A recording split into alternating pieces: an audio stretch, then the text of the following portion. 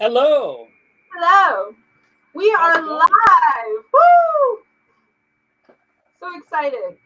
Um, I'm gonna turn the little ticker banner on. Okay, so welcome to everyone who's watching. This is Doris Jones, Labors of Love on the Spot, and today our special guest is Michelangelo. Say hello.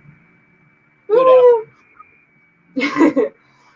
So Michelangelo is a multi-dimensional artist, carpenter, amongst other things, and he's a guardian of divinity, promoting the spirit of eternal love.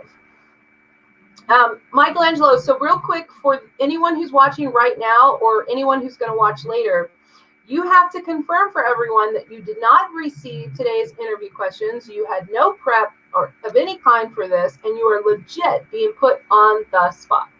Yes, I'm a little nervous, actually, to be honest. Oh, all right. Well, there's nothing wrong with a little bit of nerves.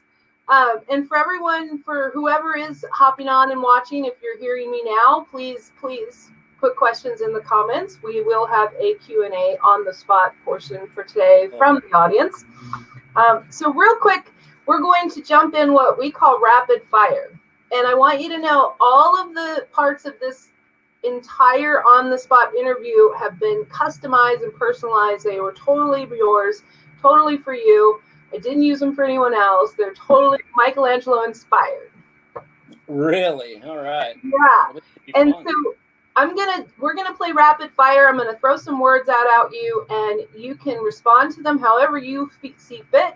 There's no rules. There's no right or wrong. Just take the word and soak it in, and give anyone who's watching an opportunity to pick inside your brain. Oh, that could be scary.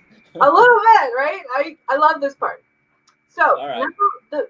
the first word is gumbo. Oh, that's... Well, let me tell you something about gumbo. That is about as spiritual a dish as jambalaya. I love that you put the accent on. That's awesome. That would be called spiritual food. It is soul food. Soul food, yes, exactly. Soul food. The next word is native. My peoples. And yeah, things that are native. Just well, I'm a native San Diegan, so there you go. Yep. Marshmallow.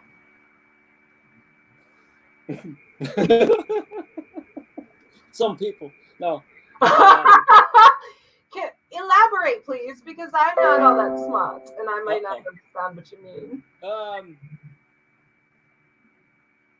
Well, some people aren't seasoned yet in life, so they're a little soft. And, I haven't been calloused yet. Okay.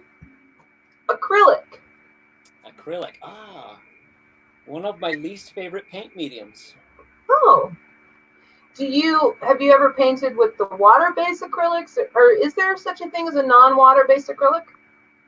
No, it's water-based. They're all water-based? Okay.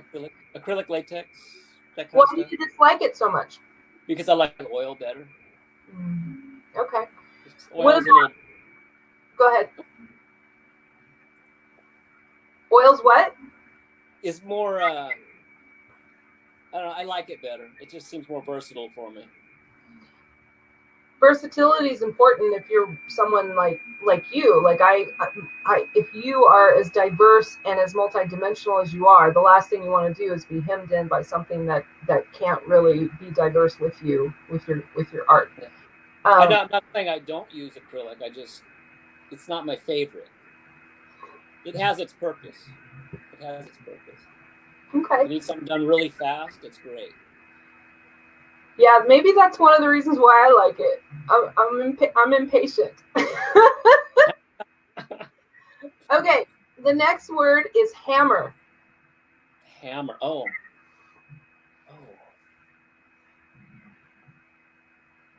Man, so many metaphors for hammer. Give me one that would be like the most off-color metaphor.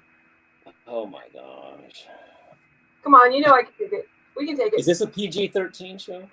No, you can fucking cuss if you want. Oh, okay. Hammer. Well, my brother's a hammer on.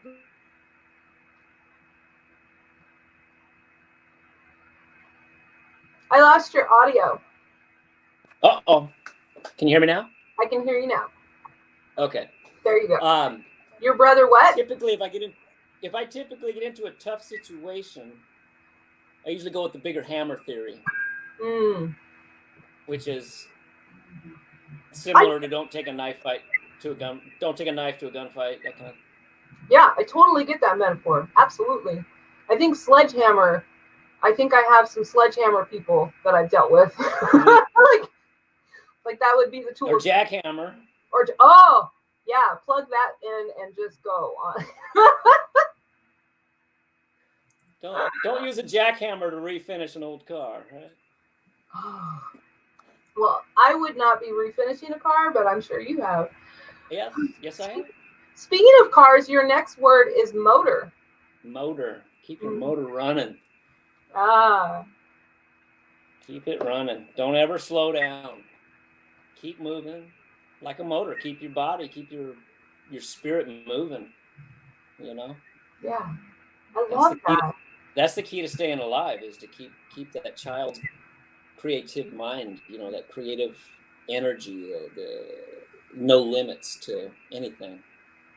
Be adaptable, like a little child, Yeah. I love that. I love that the word motor took you there. That's awesome. Keep it moving. Okay. Keep it moving. Yeah. What about sketch? Well, when I was younger, I used to be a very sketchy person. Sketchy? I asked artists. I give the artist the word sketch, and he's all sketchy. Exactly. No, yeah. I'm always sketching. Yeah, I thought that's where you go first, but now I want to know, like, what are the top 3 things that make someone sketchy? Not necessarily no eye contact. Most people think eye contact is a big deal, but for some people, they have a hard time making eye contact because they're socially awkward. Right. I'm kind of the way. Not necessarily makes you sketchy, but is crucial. If they're not making eye contact at all, that is sketchy for me. Yeah. Other sketchy things are not doing things you say you're going to do. Not living up to your word. You tell somebody you're going to do something, you should do it. Right. I'm guilty of that too. I'll be honest. Okay. 9 times out of 10, I'm a man of my word. That has been my experience since meeting you. Yes, I absolutely can. And if I'm not, there's usually a pretty damn good excuse for it. Right. So, the next word is tent, as in Tint. Oh, Tint.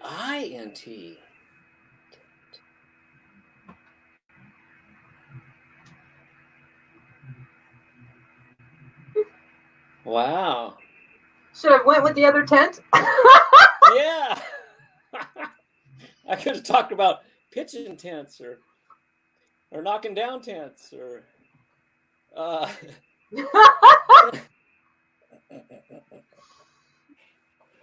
let's see. You're making me blush. There's tint of red. There you go. All right. Do you have a tint or a hue that is like something you feel like you're drawn to, like you use it more than others? Oh, definitely purple. Nice. Okay. Purple is very that, and there's a certain blue, a certain neon type of blue that's it's kind of like this blue. Oh, and that's one of your pieces, correct? This is a piece of one of my pieces. Yeah. A piece of one of my pieces. Gorgeous. Okay, your next word is pistachio. Pistachio. Actually, one of my favorite nuts. A funny story. Last night I had pistachio ice cream. I was watching TV, and it wasn't real late. Normally I stay up late, and for some reason pistachio always knocks me out, and I fell asleep on the couch, and ended up waking up at like 4:30. Had a weird night of sleep last night. So. I wonder if it's because of the almonds. Is there almonds in yours that you get the ice cream? Just pistachio. Because pistachio has melatonin in it. Yeah. Oh, I didn't know that. Pistachio ice cream's my favorite. I'm not. I'll eat the nuts. They're okay, but the ice cream, that's my favorite ice cream of all. But mine has almonds in it. Yeah, those are good too. Okay, so your last word is weld. Weld. Oh, that's the joining of two materials. The joining of two pieces. Kind of like a marriage or like a union or a... yeah, it's a bond. I love... See, I'm going to give myself like kudos for the words because I love... I love where you took that. Like I'm like using the word weld, and you're like giving me all that wise wisdom I always get when I talk to you. I love it. So we're going to transition to a different rapid fire. These are phrases, and we do have, according to what I can see, we have about 4 viewers right now. So if you guys are viewing and you're listening to us, please leave a comment. Let us know you're here, and put a question in the comments down below. So your first phrase to get your wise wisdom and feedback on is be loving always. Well, that's one of my normal mantras, right? Yeah, I didn't even have to really get creative with that. Yeah, that's one of my philosophies in life. Is to always try and be loving. Unfortunately, I'm a human, so I'm not perfect. I'm not always loving, but that's what I strive for. That's the whole point of being a guardian of divinity, is to always protect, that loving spirit that we're supposed to carry through into public and into life. Yeah, like I know that, and I know like you've shared so much of that with me, and I wanted to give you the opportunity so that for all of the ones, anyone who could possibly watch this will get that benefit of hearing that from you, because I love that. I love that take, and I know I'm not perfect, but okay.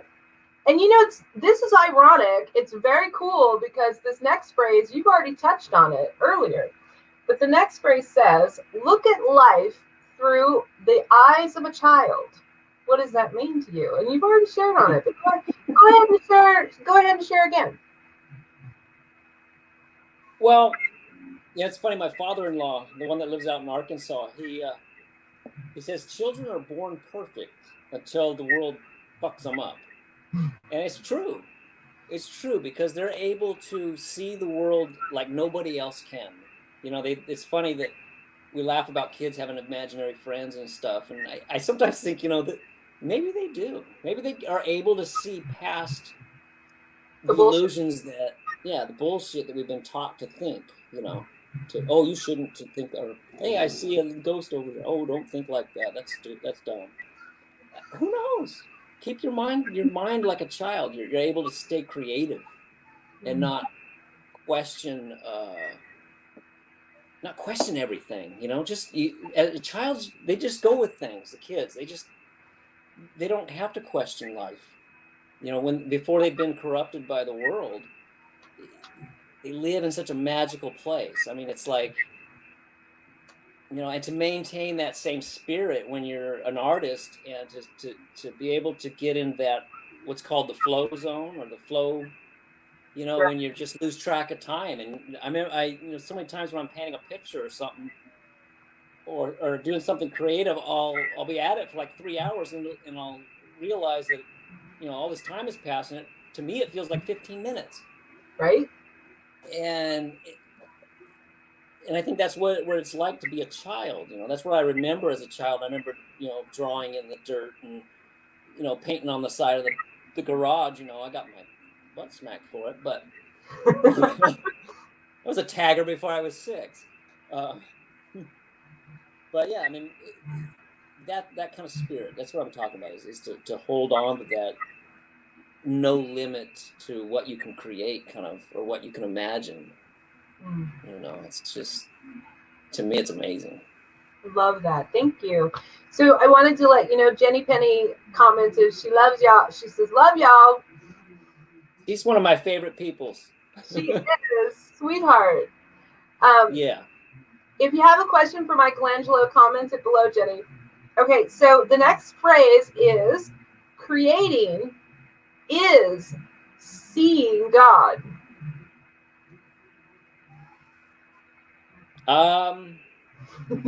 Yeah. Oh man, you're gonna have me go on another tangent here in a second. Yeah, I'm not new at this.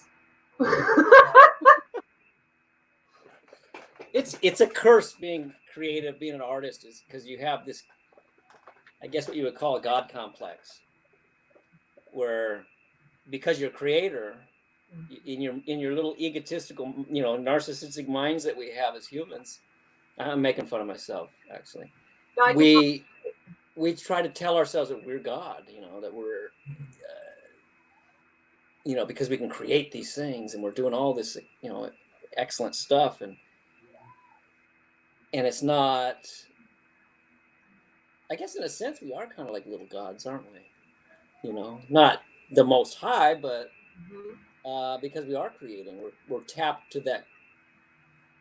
I guess that creator energy, that love, that beauty, that comes from that, the source, the architect, I look at it as being like a conduit. Yeah.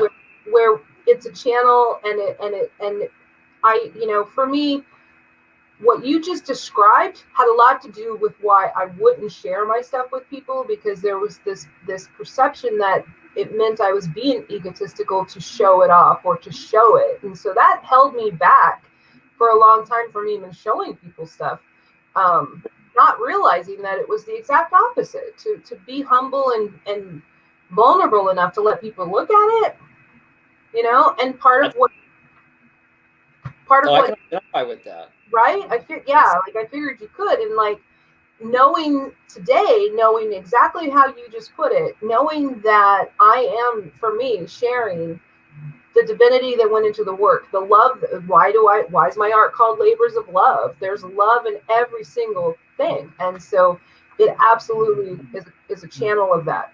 I totally get it. Yeah. And that's part of the reason, that's part of the hardest part of putting price tags on my works, because they're a part of my soul, essentially, Yeah. But I can relate to that. Yeah. Thank you. Okay. So now we're going to move into what's called the Dory 5. These are 5 very personalized questions. After what I usually do in the week leading up to a broadcast, I went through the pictures you sent me and looked at the art that I know that you have, and I'm particularly personally interested in the tattoo thing, because I know that I don't have any, first of all.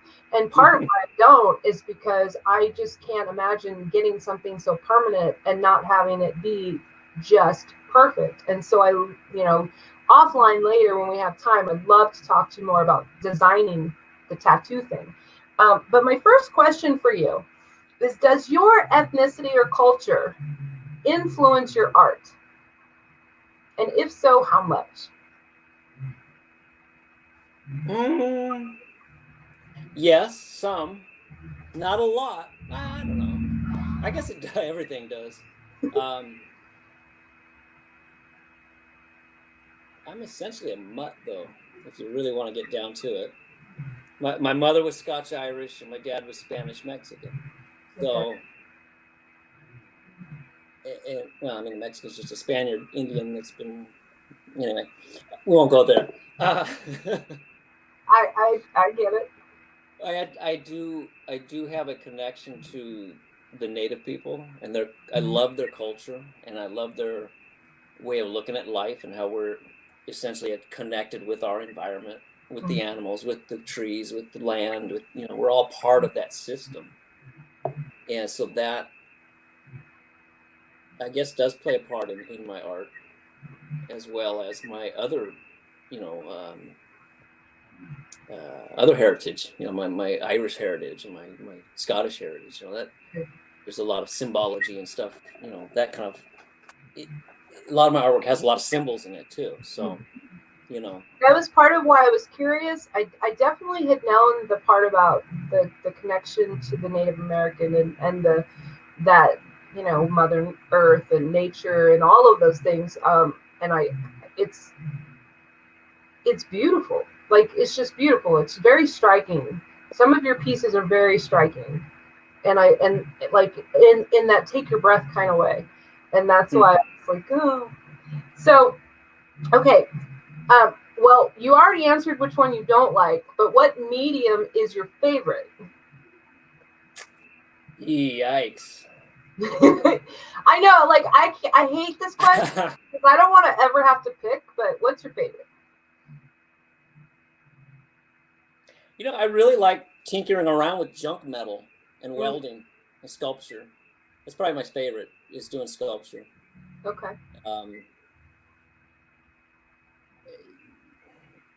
I did a lot of bronze casting when I was in college. I went to college, and you know, lost wax and stuff like that. I made my own wedding ring, so that was kind of cool too.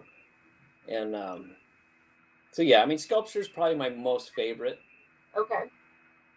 Pottery is probably my second favorite, because that's like a meditation, man. That's like it's almost like sex, because it's you and the clay, and you have to be together, centered and in balance with each other, and in harmony, you know. And I think that when you want to talk about getting in touch with God, throw some clay. You are essentially, you have to be, everything is centered around that piece of clay, and any of a slight variation of consciousness or balance can whack you out of whack. So I changed my mind. I think pottery is my favorite. I changed my mind. You changed your mind? Do you like that scene, the pottery scene from Ghost? Yeah, it was pretty fun, but yeah. Have you ever recreated that with your wife? No. Yeah. Hey, you know. Might spice. If you haven't, that's a bucket. You could put that on a bucket list. I'll add it to the list. Add it to the list. Okay. How many tattoos have you sketched? And out of those, how many did you get completed? Oh boy. Well, every one of the tattoos on my body is one of mine. Wow. With the exception of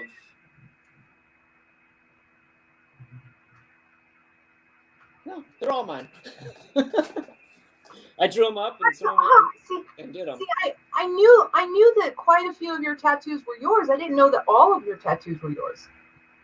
I mean, I can only see the ones where you have a shirt on because I'm, you know. Right. But you know, and that's awesome. See, yeah, like that. Okay. That's the initials of my kids. Right. It's backwards. Anyway. And that's every one of them is one of my designs. Have you ever designed a tattoo for someone else that they have? Yeah. Okay. Oh, yeah. Lots? Too many to count? Yeah. That's awesome. Yeah, see, I mean, I know that all tattoos are they're art, and I know that. I believe that way. I mean, I've met people, they're usually not tattoo people, they're usually people without them that don't think it's art or don't think of it that way. For me, I do. It's like I get my, okay, get off topic, but I get my hands on someone with a lot of tattoos. It's like going to the gallery, man. It's like, whoa, I'm in a museum. It's the canvas, right? Right? You must decorate your temple. One of these days, I keep saying one of these days. It's speaking of that bucket list thing, it's definitely on mine. Okay, if you could totally go off the grid, where would you settle? Oh boy. Ooh. dream locale for your going off the grid? Man, either northern New Mexico or somewhere. Yeah, good question. Tahoe would be nice. Love Lake Tahoe. Is, oh my God, I've been somewhere in northern New Mexico that was like really, really mountainous, like severe. I can't remember the name of the city though. Probably Taos or somewhere. I'd have to look it up, but it was snow. It was like winter time when we were there. It was crazy. Okay, in your opinion, what makes an artist an artist?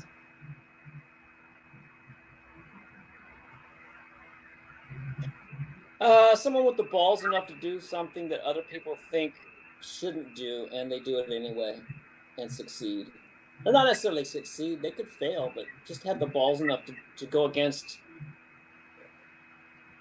to follow their own heart and to do what's in here, that voice, that inner, that spirit saying, do it, just do it. In an artistic, speaking artistically, you know. I love that. Yeah, you know. And it's not on the list, and I know I'm stealing it from another broadcast, but I want to ask you this too. So, the question I had for Brooke, who was on last week, was, what would you consider like too taboo to do artistically? If you were to create a piece or whatever it was, what would you just not bother? You're not going there because it's too taboo for you. Things that are involving kids or younger women that are not, you know, that somewhere around that genre, the dark stuff like that. There's no, in my opinion, there's no place for it. Yeah. The kids are off limits in my book. Mm-hmm.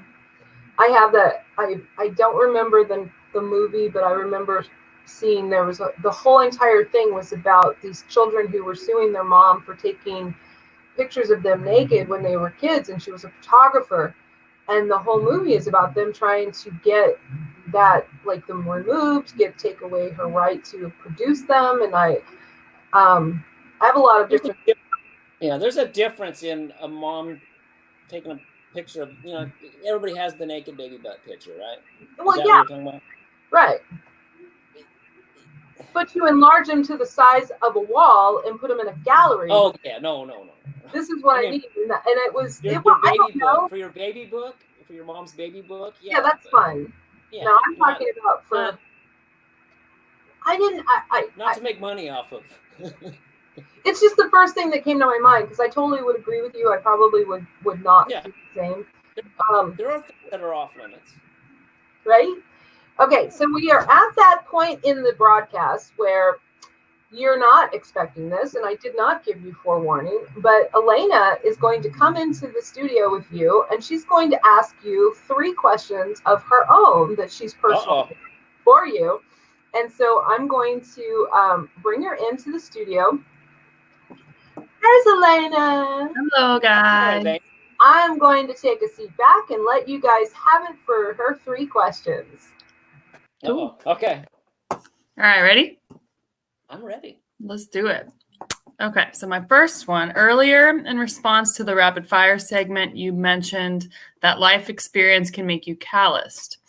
Is having a lot of life experience the same thing as being calloused? If so, why? If not, why? Having a lot of life experience can make you callous. Okay. That's a good question. Yeah. Are they the same? No, they're not the same. Okay. Because you can take those life experiences that can harden you at a time and for an amount of time. So I've experienced this where something would happen and it would make me very hard and calloused and angry, but underneath it was really that anger was really pain that was being masked as anger.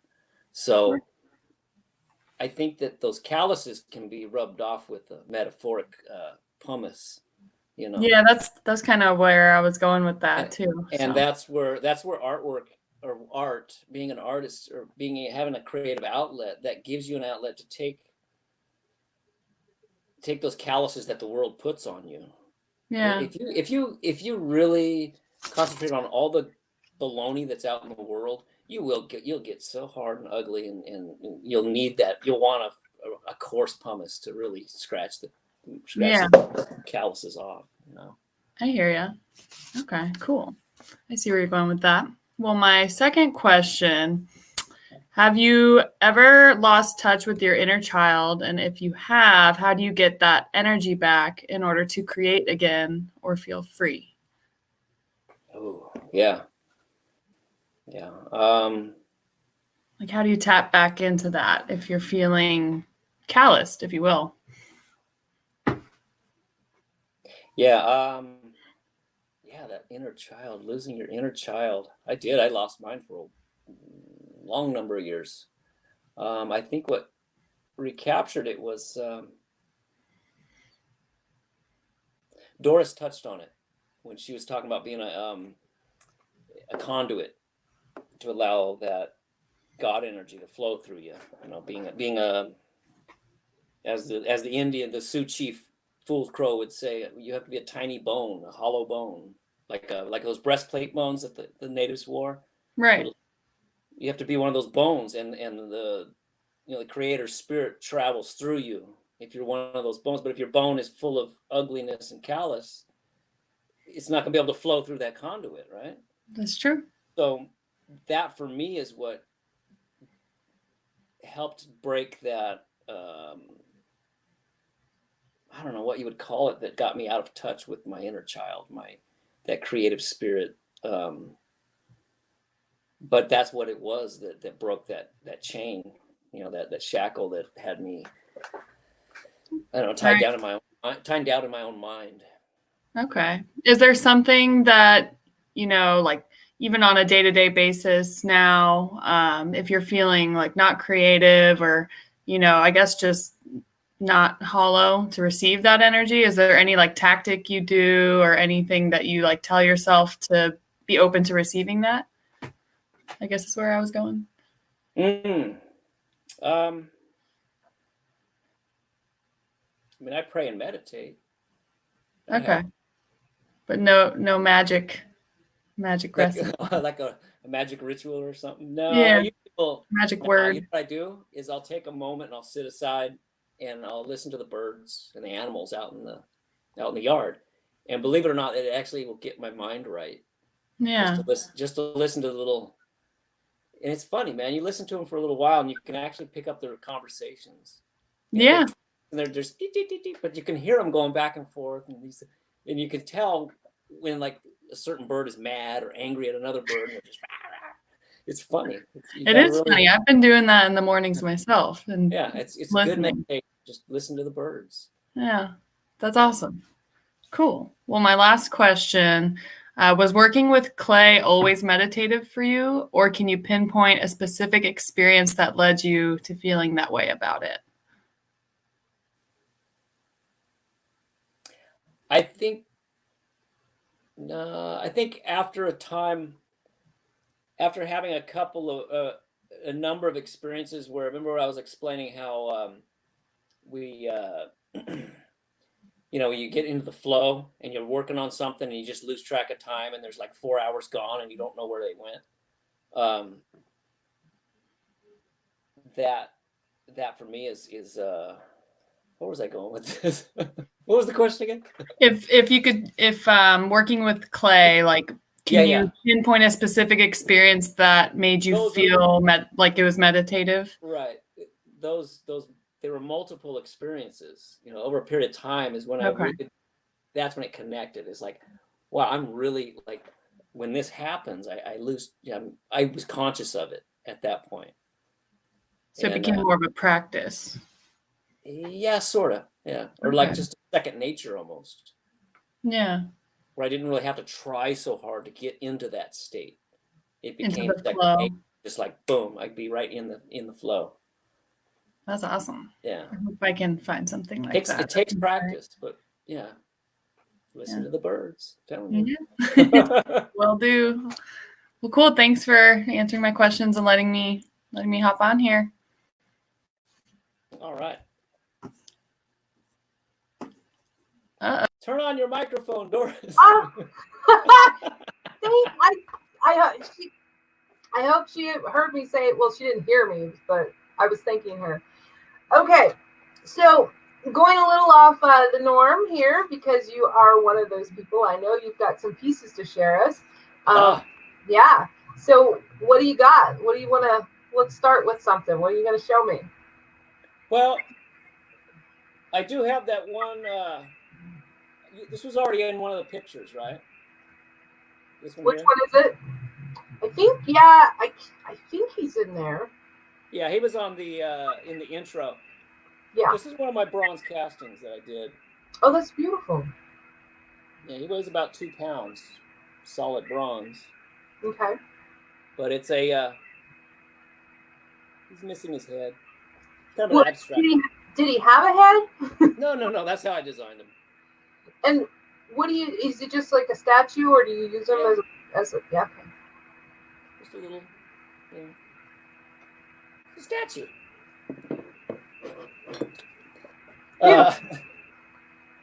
Here's the one that I was working on, my most recent one that I'm working on. I'm not quite done with it, but I've got to touch up. I've still got to work on the tips of the flames, or okay, blossom, or whatever you want. It started as a flame, but it's I think it's slowly becoming a lotus blossom. It does remind me of a lotus flower. Doesn't it? Yep. It absolutely. You could totally incorporate the two. A flaming lotus. That's what I'm kind of going after. I'm going to do the tips with a little bit of red and maybe a little purple. But that's the most recent one that's on the canvas. Okay. Do you sketch first, or do you just paint direct? Depends. Like this one here was I just started painting. Okay. No, I didn't get to the sketch. I didn't do a sketch on the actual canvas. I did a sketch on a piece of paper to get the shape that I wanted for the blossom. Okay. And I just painted it right onto there.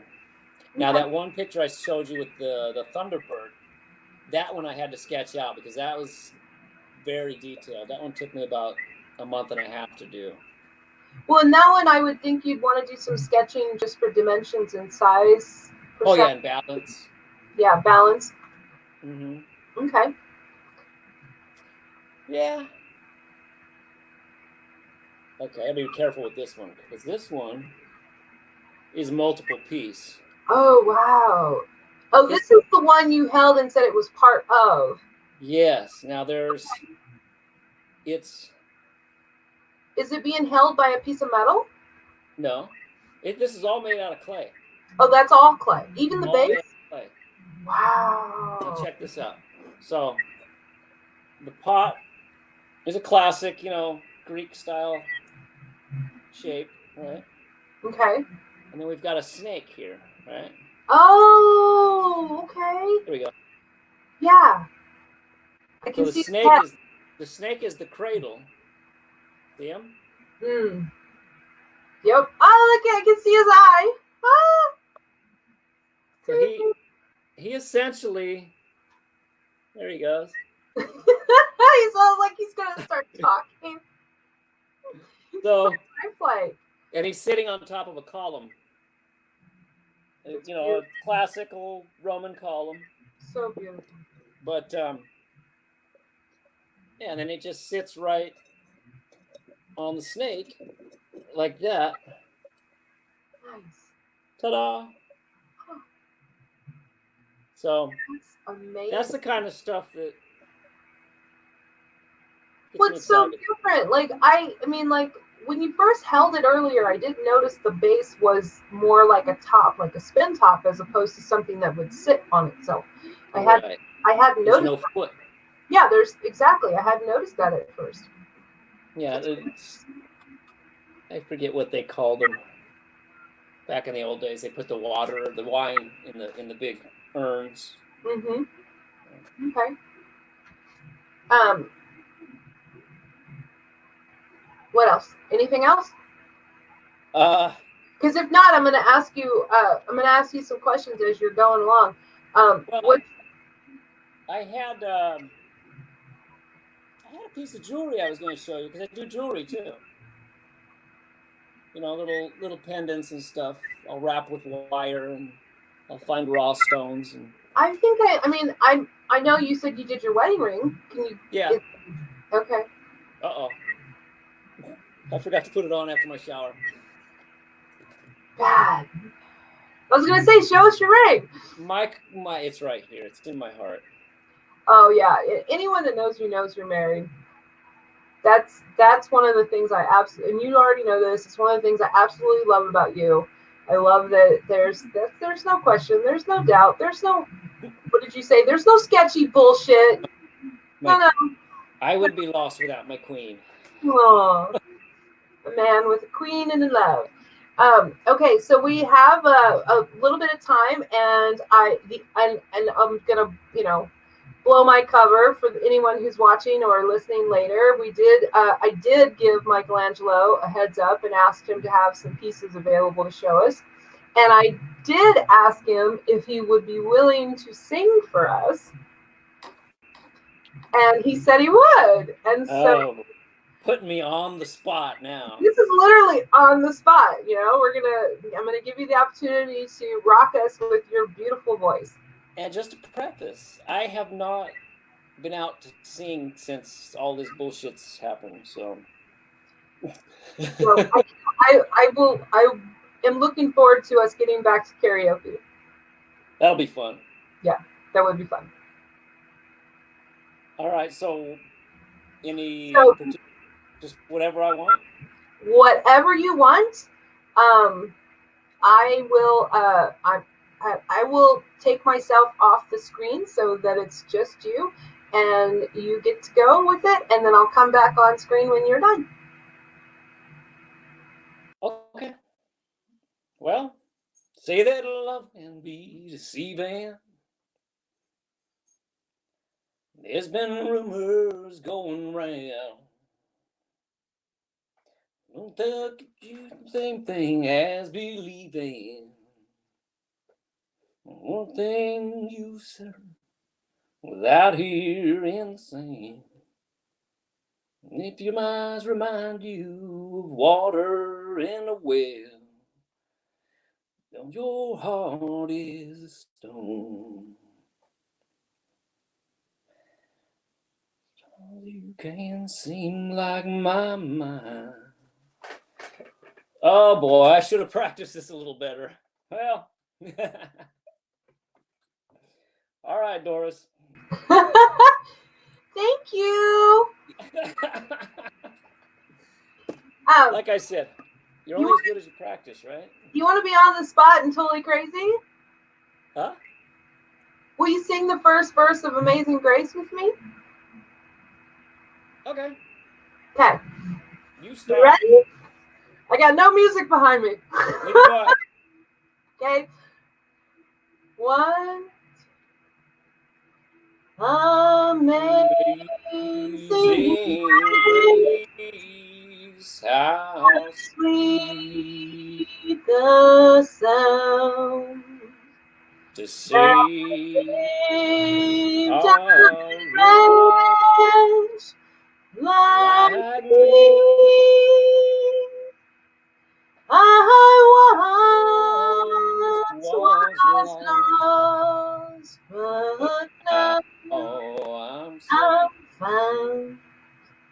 Was blind, but now I see.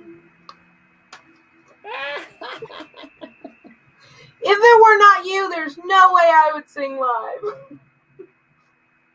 I do much better with music behind me. I was going to say, it was totally a cappella, no music. Okay, so we still on the spot, right? On the spot. Oh boy. We still have a little bit of time, so if anyone's watching, and if you want to throw a question down there, please do. In the interim, I'm going to rapid fire you some stuff. So what's your favorite word? Bitchin'. Bitchin'. Okay. What's your least favorite word? Oh, can't. I like that. What turns you on? Honesty. Are you being honest? I'm kidding. No. What turns you off? Oh, rudeness. I can totally agree with that one. Okay, what sound or noise do you love? Sound or noise? Love. I love the ring of a bell, like a gong, a big bell, like a gong, like just boom, that long vibration. Oh. What sound or noise do you hate? Very large, harsh, sharp, like a screech, like someone screeching. I call it the banshee voice. Yes, that's the one. What's your favorite curse word? Fuck. I like that word. What profession would you do or like to attempt other than your own? Say that again. What profession would you like to attempt or like to do instead of your own?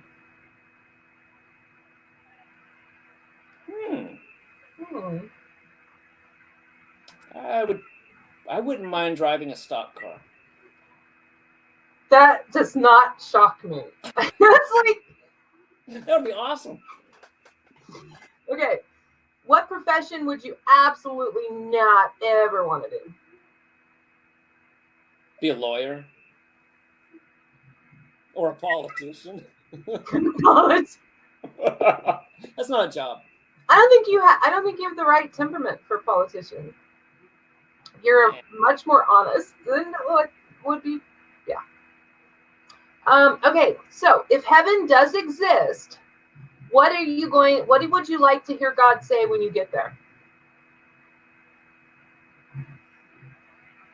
Oh man. Good job. Good job. It wasn't perfect, but it was all right. And if you could damn one person to hell, who would it be and why? Oh.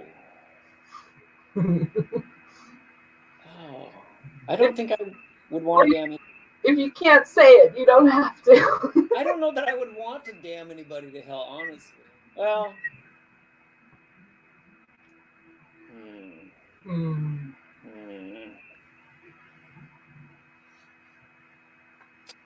Oh. Do they have to be alive? No. I would say Joseph Stalin. Stalin? Yeah. Okay. I first used that question a couple weeks ago, and I've been thinking about it. And I tend to like answer like you did, where like I don't want to send anyone to hell. But I think that human traffickers would definitely be like probably first on my list. Oh yeah.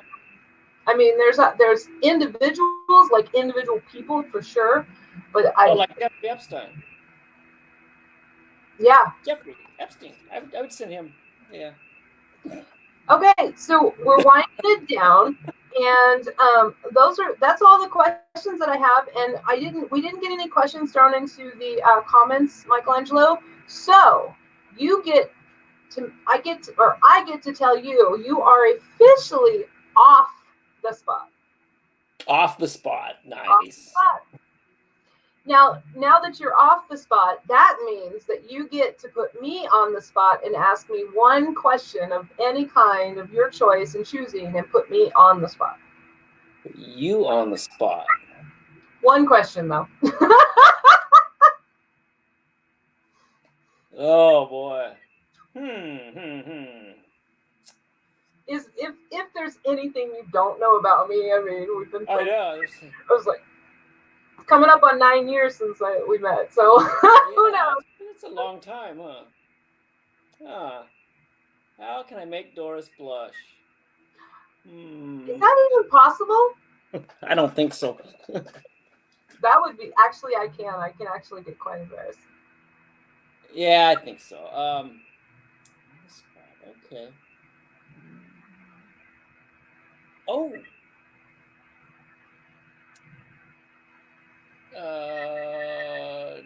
Did you make it over the wall when you qualified for the auxiliary? There's no physical. There's no physical? Well, I feel dumb now.